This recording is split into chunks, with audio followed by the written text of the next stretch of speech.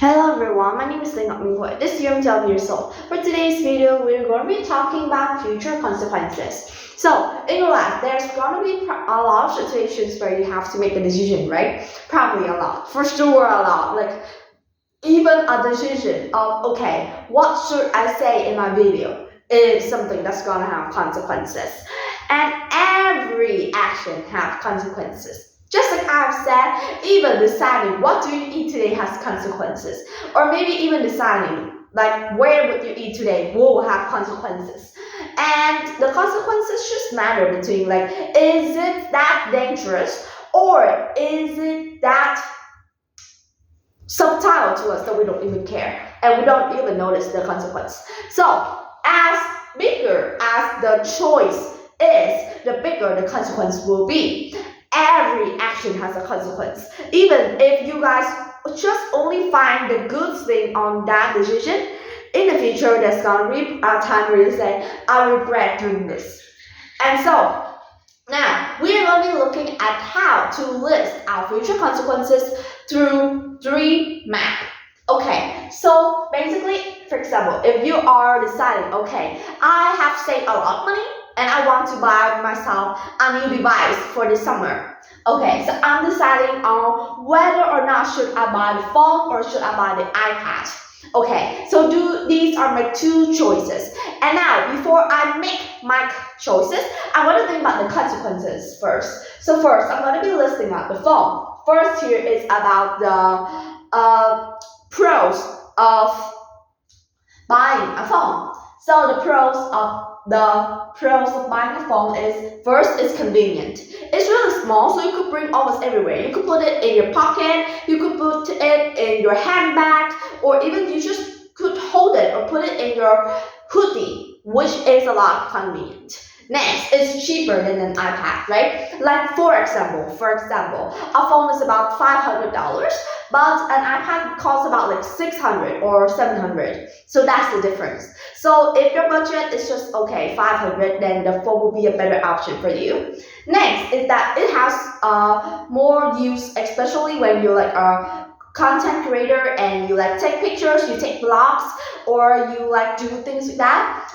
A phone will be more convenient.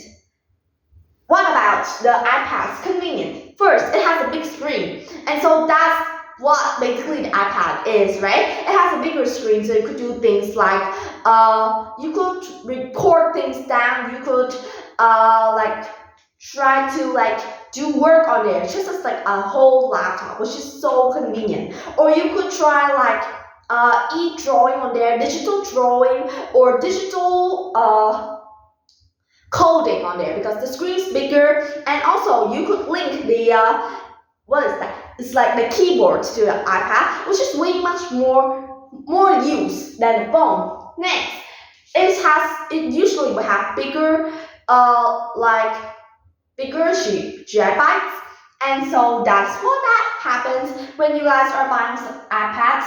And also, it's more efficient for work and study. But what are their consequences? First consequence is that the phone is not able for work or study. So if you're like a person who use devices a lot for learning and you use them for every type of learning, like maybe online learning or things like that, then you would properly don't want to buy a phone because the screen is too small for you to do that. Second is that it has small words. Okay, if you're a person that like readings and things like that, a phone's gonna hurt your eye.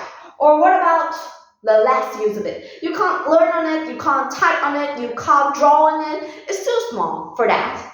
But what about the iPad? It's bigger, so it's less convenient, and also it's more expensive. And also you can't do things like take pictures, you can't record things, you can't like have a vintage things like that. But yeah, when buying it, it's important that you look about the future consequence and you think, am I going to regret these consequences? And if not, you know that's the right decision. Another example, buying a car. Really, really important. Because it costs, right? You can't just buy like thousands of cars every day. You can't. So first, there's the decision between buying a brand new car or buying a used car passed by someone else that doesn't have the need to use it. Okay, so what is the benefit of buying a new car. First, you don't need maintenance fees, right? Because a new car, you check through it, you learn a lot about it, and yeah, basically it's it. Next is that you don't need to fix it. Maybe in urgencies it doesn't break down, the tires don't break, the fuel still runs, and yeah, that's what matters. Also, it has better models, it looks more modern, it has more use. Like you could read newspaper, then you could hear radios, there could be more space, the car could be smarter, could be more AI genetic, things like that. What about its consequences? First, expensive. And this expensive leads to things like loans or financial burden. What about used car? First, it's cheaper, right? And it's better for students or like college students or like just like an amateur adults that does not need to travel too much on car. You just need a car to travel to workplace or study place. And yeah, it's cheaper and it does not need you to require loans and things like that. But the big consequence here is that you have to pay for maintenance. It's easier to broke, it's easier to die in the middle of the road. And yeah, if you're a person that care about looks, used car is not something you would want to use. So, whenever you're doing a decision and whenever you're trying to be a good decision maker, always make sure that you look at the future consequence and ask yourself this question: am I going to regret those consequences? That's all. Thank you for listening. Goodbye.